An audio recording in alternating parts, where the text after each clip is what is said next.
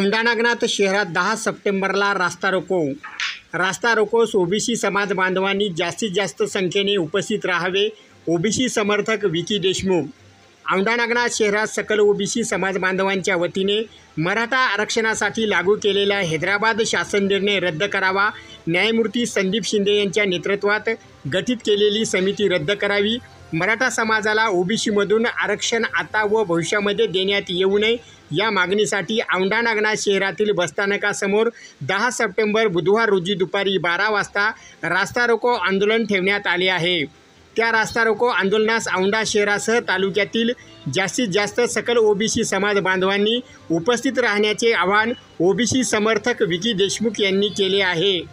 सर्वांना जय ओबीसी। येत्या 10 सप्टेंबर वार बुधवार रोजी औंढा तालुका सकल ओबीसी समाजातर्फे भव्य रस्ता रोकोचे आयोजन केलेले आहे।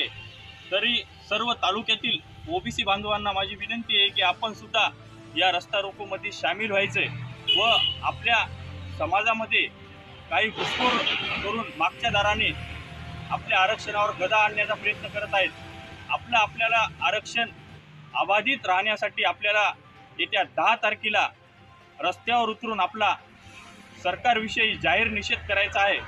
तरी आपण आपल्याला जाहीर आवाहन करतो की आपण देखील सर्वांनी जास्तीत जास्त संख्येने उपस्थित राहावे। रस्ता रोकोचं आयोजन केलेलं आहे।